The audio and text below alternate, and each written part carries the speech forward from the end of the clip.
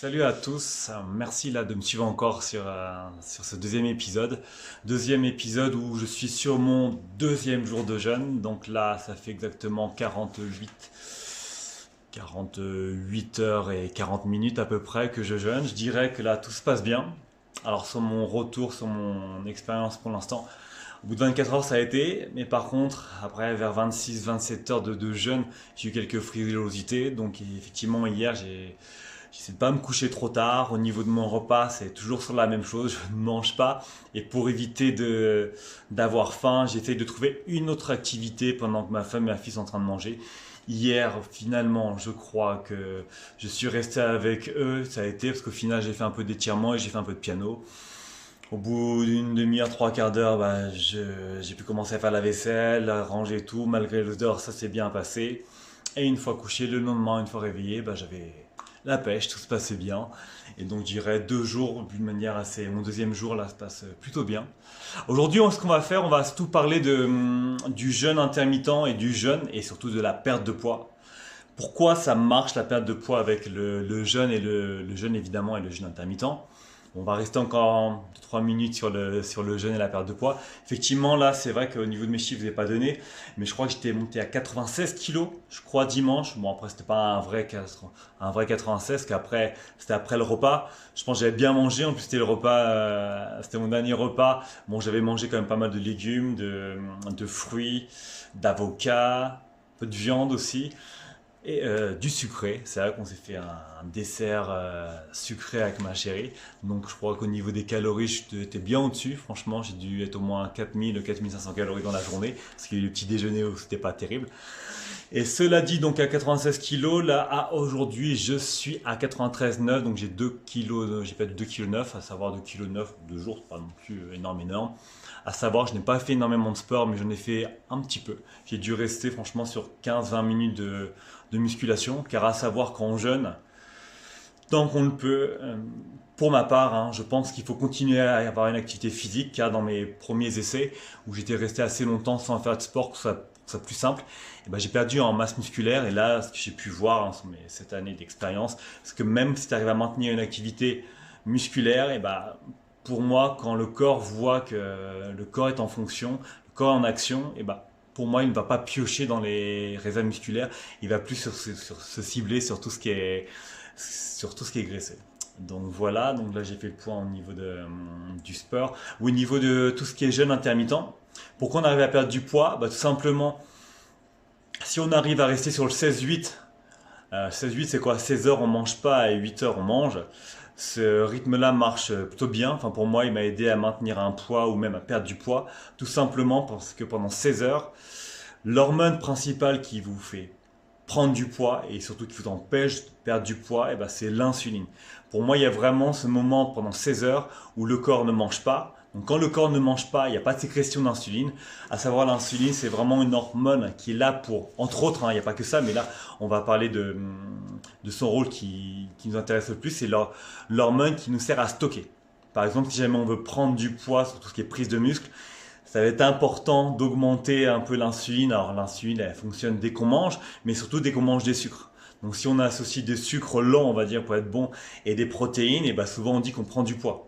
Parce que en fait, l'insuline, dans ce cas-là, je dis pas que l'insuline est mauvaise, mais elle sert à des choses bien précises, à des moments bien précis. Donc si on mange du sucre et des protéines, tout simplement, le sucre va amener de l'insuline. L'insuline, ça va amener le corps à stocker les aliments qui rentrent. Donc si entre autres il y a eu des protéines, les protéines vont nous servir à reconstruire les muscles. C'est pour ça qu'en amont, évidemment, si on veut que ça marche, il faut avoir eu un entraînement musculaire, on aura cassé les fibres. Derrière, je mange mes protéines, je mange mon sucre et là, je vais pouvoir prendre du poids. Donc ça marche dans ce sens-là. Au contraire, si jamais tu veux perdre du poids, là, il va falloir diminuer en fait l'insuline. Parce que comme on sait que l'insuline est là vraiment pour stocker, si jamais en fait on veut perdre du poids, il faut tout simplement déstocker. Donc pour moi, attention là je me mouille, si tu veux perdre du poids, si vous voulez perdre du poids, il va vraiment falloir enlever les sucres. Parce que pour moi, les sucres, c'est vraiment l'aliment principal qu'il faut augmenter la glycémie, l'insuline et donc la glycémie. Donc si tu baisses le sucre, alors je dirais même sans jeûner, mais si tu baisses le sucre, je pense pour ma part, tu vas perdre du poids. Et donc là, pourquoi ça marche la perte de poids dans ce cas-là? Tout simplement parce que pendant 16 heures, ton corps va avoir une insuline très basse. Qui dit insuline très basse, au bout des 16 heures, tu as quasiment plus de sucre. Donc ton corps, s'il est dans une activité, un peu de mouvement ou une activité physique, et ben là, il va avoir besoin d'énergie. Cette énergie, il va la trouver où? Et ben dans les graisses. Comme là, en fait, il a plus de sucre ou quasiment plus, il va être obligé de marcher sur un double carburant. On va dire qu'au bout de 16 heures, tu n'as plus trop de sucre, tu en as encore un petit peu, mais ton activité reste quand même assez intense, donc il va falloir une autre source, ça va être les graisses. Donc pendant cette période de temps-là, on va dire peut-être, je pense à partir de 12 heures, je pense que les graisses commencent déjà à être sécrétées. Donc je dirais, plus tu habitues ton corps à jeûner pendant 16 heures, plus ton corps il va être habitué à avoir une insuline basse et obligé le corps de par lui-même à aller chercher les graisses, de par les lipides. Donc je pense plus tu vas entraîner ton corps à rester dans des périodes assez longues, plus ton corps va être habitué en fait à fonctionner avec les graisses sur les doubles carburateurs. C'est vrai que si jamais tu n'as pas l'habitude de faire ça, effectivement ça va être dur et tu vas voir même si tu jeûnes pendant 8-10 heures, au moment où il va falloir que tu sautes ton petit déjeuner, bah, ça va être très dur. Tout simplement parce que ton corps, il t'appelle à te dire hey gars, là il faut absolument que tu manges du sucre parce que tu as faim, il n'y a plus de sucre, il en faut. Mais c'est juste que lui, il a la flemme en fait d'aller chercher les graisses. Parce que je sais que là, dans ce que j'ai lu au niveau d'un docteur américain, je crois que c'est le docteur Jason Fung, j'essaierai de mettre un lien, lui explique très bien, en fait, il a cette belle analogie où pour lui, les graisses, c'est comme en fait un congélateur qui se trouve, on va dire, au troisième sous-sol chez toi. Si tu vois que chez toi, dans ton frigo, il y a du sucre et derrière, il y a un autre aliment qui est les graisses, qui est au troisième sous-sol, souvent tu as un peu la flemme d'y aller. Moi, le premier, qu'est-ce que tu fais? Qu'est-ce que tu fais? Tu vas dans le frigo et tu vas chercher les sucres au plus rapidement. Donc ton corps, lui, fait ça. Tant que tu l'habitues pas à aller au troisième congélateur, et bah du coup, il va aller dans le frigo. Donc je te dirais, qu'est-ce qui se passe pendant ces 16 heures où tu manges pas? En fait, tout simplement dans le frigo, il n'y a plus rien. Et là, ton corps, il est obligé d'aller au troisième sous-sol. Et là, plus tu vas l'habituer à faire ça, le corps, qu'est-ce qu'il fait? Il va mettre un lien un peu plus rapide pour aller jusque là-bas, il va les amener plus facilement. Donc c'est un peu comme si toi, tu vois, du troisième sous-sol, tu l'amènes au deuxième. Et plus tu habitues ton corps, plus en fait ce congélateur, tu vas la rapprocher du premier étage. Et dès qu'il est à proximité du réfrigérateur, et ben là, tu seras tout le temps en mode double carburateur, les sucres et les graisses. Donc plus tu habites ton corps à rester, alors je dis pas qu'il faut faire ça tout le temps, mais plus tu vas créer des cycles comme ça, comme ce que tu fais en musculation, plus ton corps va être habitué à être sur ce double carburateur. Donc ce qui est bien quand tu fais ça, bah derrière, même après, au bout d'un certain temps, quand tu habitues ton corps à faire ça, on va dire 1 à 2 fois à la semaine, et bah ton corps, même dans les autres jours où tu jeûnes pas, il va s'habituer à tout de suite aller chercher les graisses.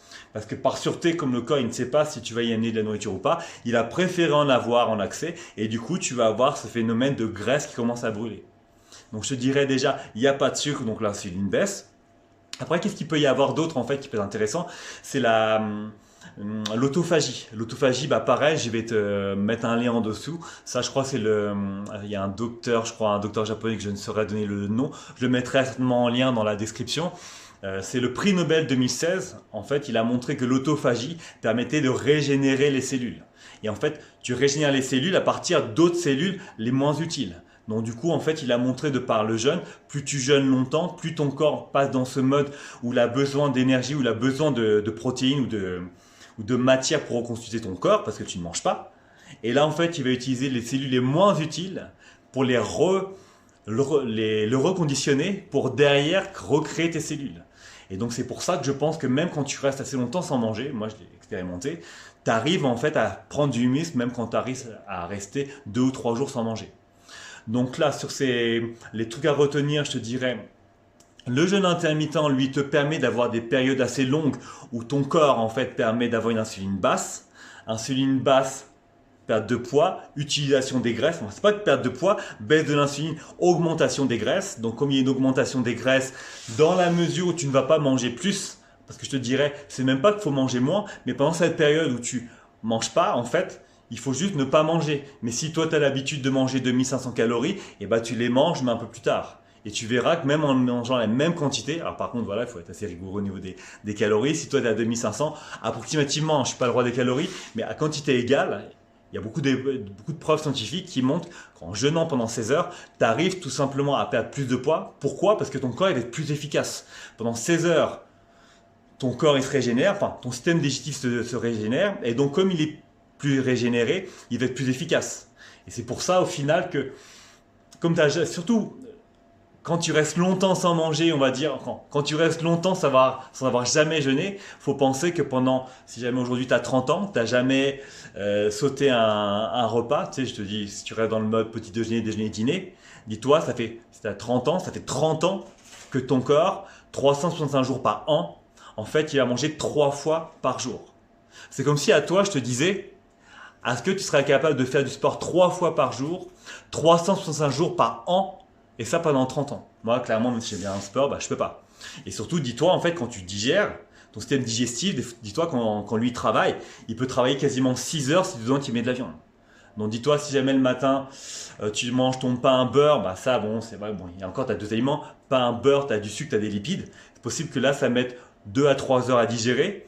Tu arrives aussitôt à ton repas, ce qui fait que là, ton système digestif, entre 9 heures et midi, c'est même pas reposé. Là, tu vas manger ton repas de midi où il y aura de la viande. Viande, souvent, tu vas manger des pâtes et du poulet. Même ça, c'est pas trop mauvais, même riz poulet. Tu as protéines et glucides. Et ça, dis-toi, en fait, l'association des deux, ça va être très long à digérer. Et ça peut mettre jusqu'à 6 heures la digestion des protéines. Et sachant que là, tu as mis des glucides, je te laisserai voir au niveau de tout ce qui est association. Quand tu associes ces deux-là, la digestion, elle est plus longue. Et là, si tu me dis déjà que tu as 6 heures pour digérer ta viande, de midi, tu finis ton repas à 13 heures, 19 heures, il arrive le nouvel heure du repas, tu remanges encore de la viande encore avec des féculents, et tu es reparti pour 6 heures. Tu finis ton repas à 21h, 20h, 21h. Là, 21h plus 6 heures, et là, tu arrives à 3 heures du matin. Dis-toi, entre 9 heures et 3 heures du matin, si je ne me trompe pas, là, en faisant vite, ça fait de 9 heures jusqu'à minuit. Oh là, purée, j'ai un peu de mal. 9 heures midi, purée, 3 heures, 15 heures, 18 heures. Pendant 18 heures, ton corps, tu as commencé à manger à 9 heures, tu as eu le repas du matin, repas du midi, repas du soir. De 9 heures jusqu'à 3 heures du matin, ton corps, il travaille. Du coup, c'est comme si, là, je te redisais à mon analogie par rapport au sport, c'est comme si tu faisais du sport de 9 heures à 3 heures du matin sans te reposer. Penses-tu que ton système digestif peut être optimal quand tu lui laisses jamais de repos? Et moi, je te dirais, même si je ne suis pas allé fouiller de manière assez profonde, au niveau de tout ce qui est étude, pour moi, ça n'a pas de sens. Je sais que le corps, si jamais mon corps il fait ça au niveau même de mes biceps ou au niveau de mes pecs, c'est clair que là, 18 heures de travail musculaire, c'est pas possible. Et je te dirais, c'est là que le jeûne prend tout son sens. Quand tu jeûnes, alors je ne dirais même pas sur le jeûne, non, et encore, on pourrait y revenir, mais tu fais un jeûne de 16 heures, dis-toi, pendant 16 heures, tu laisses le temps à ton système digestif de bien se reposer, et qui dit un corps bien reposé va être encore plus efficace. Ton foie va être plus efficace. Quand tu vas amener plus de choses pas bonnes, et du coup plus facilement en fait ton corps va pouvoir les digérer. Et la perte de poids sera aussi par rapport à ça, parce que tu auras un organisme plus frais. C'est comme si tu cours, je te dis tu cours 18 heures, tu fais ça, je te dirais allez, essaie de courir pendant 18 heures, même pendant 3-4 jours de suite, tu vas avoir des courbatures de fou dans tes cuisses, dans tes abdos, un peu partout. Je pense que toi, ça va prendre tout son sens de prendre un repos d'au moins 1 à 2 journées. Et c'est pour ça, encore plus, je te dirais, quand tu fais des jeûnes encore un peu plus longs, après les jeûnes un peu plus longs, effectivement, il faut s'y habituer. Je dirais, moi, j'ai déjà jeûné 7 jours, j'ai plusieurs fois 4, 5, 6 jours. Mais si tu n'es pas entraîné, n'y va pas. Mais une fois que tu es entraîné à jeûner longtemps, effectivement, après, quand tu reviens à une alimentation normale, je t'assure, mon corps, il est vraiment plus efficace. Et mon corps, il est encore plus en forme. Et je te dirais, comme aujourd'hui, même quand je jeûne longtemps, j'ai la possibilité de m'entraîner fort, enfin même dur. Bon, effectivement, pour ceux qui font de la muscu, qui veulent continuer à faire ça, effectivement, quand je fais un 5x5 en force, c'est un peu plus compliqué. Mais si j'ai le temps, je le partitionne. Si je veux faire un 5x5 en force, je vais en faire 2 fois 5 répétitions. Le matin, 2 fois 5 répétitions le midi et 2 fois 5 répétitions le soir. Et là, du coup, je te dirais, j'aurais fait la même chose. Du coup, je peux continuer à faire de la force malgré que je ne mange pas. Et si c'est un peu trop dur comme ça, tu diminues. C'est juste du bon sens pour que ton corps soit en forme pour réussir à tenir. Mais dans la mesure où tu ne l'as pas surstressé, il est capable de le faire. Donc voilà, cette vidéo elle était un peu plus longue, j'espère que pour toi ça a été. J'avais aussi une astuce supplémentaire au niveau de tout ce qui est perte de poids. Si tu veux perdre encore un peu plus de poids, alors je dis pas sur du jeûne long, mais sur du jeûne intermittent, je te dirais, dès que tu arrives dans une période de 12-13 heures, si au bout de 12-13 heures, tu arrives à émettre une petite activité physique, alors sans dire de la course, mais rien que de la marche, ou tout simplement des squats, ou une petite séance moyennement intense par rapport à toi-même, sur une petite demi-heure, je t'assure que bah, là, ton corps, il va encore perdre plus. Pourquoi? Parce qu'à ce moment-là, au bout de 12-13 heures, bah, tu as moins de sucre, donc ton carburant, ça va être quoi? Et bah, du coup, il va aller encore chercher encore plus de graisse. Donc j'espère que ces astuces et mon petit parcours te motivent. Je te dirais, je suis là, c'est vraiment pour te partager tout ce que j'ai pu apprendre par rapport à ça, toutes les choses autour de la liberté par rapport à la nourriture. Parce que n'oublie pas aussi, quand tu ne manges pas, ce qui est bien, c'est que tu n'as pas de course à faire, tu n'as pas de vaisselle à faire. Donc tu peux aider les autres à faire d'autres choses, comme par exemple, bah, tu vois, je peux faire la vaisselle, je peux faire le ménage chez moi pendant que ma femme est en train de faire autre chose. Donc du coup, tu donnes du confort dans les gens qui sont autour de toi. Tu peux aider tes amis parce que du coup, comme tu manges pas, tu peux les aider à faire une activité, un déménagement ou je ne sais quoi. Donc prends-le dans ce sens-là, c'est juste pour garder du temps pour toi. Essaye, je te dirais la meilleure façon, c'est de passer à l'action. Je te dis même pas de faire un jeûne de 8 jours, hein, parce que comme je te dis, moi-même, je n'y arriverai peut-être pas. Au bout d'un moment, j'ai peut-être coupé parce que je ne peux pas tenir. Mais l'important, c'est vraiment de passer à l'action, avancer à petits pas. Là, je vais peut-être pas faire 8 jours, mais je vais peut-être faire 5 ou je vais peut-être faire 3. Même chose pour toi. Si jamais tu fais ton jeûne intermittent de 16 heures, même si tu fais pas 16 heures, bah, c'est pas grave. Si toi, ton but, en fait, c'est de dépasser les 8 heures, et bah, tu fais 8 heures 3, et bah, je te dirai, ce sera déjà une progression. L'important, c'est pas de faire plus que celui qui a fait plus. Il y a des gens, toi, je dépasserai jamais leur record de, je sais pas, je crois que c'est 382 jours sans jeûner, ça, je pourrais pas le faire. Mais essaie de faire mieux de ce que toi, tu es capable de faire. Ne fais pas par rapport aux autres, mais fais par rapport à toi. Hein, des petits challenges, non pas pour tout le temps t'améliorer, mais de temps en temps voir que tu es capable de. Et la meilleure façon d'être capable de s'améliorer, c'est de faire des petits pas par rapport à toi-même et non aux autres. Moi, je suis juste là pour te motiver. Il faut mieux pour faire au mieux pour tout le monde et pour ta famille et pour les tiens. Prends soin de toi et je te dis à demain pour le 3e épisode. J'espère que je serai encore là pour 3 jours de jeûne.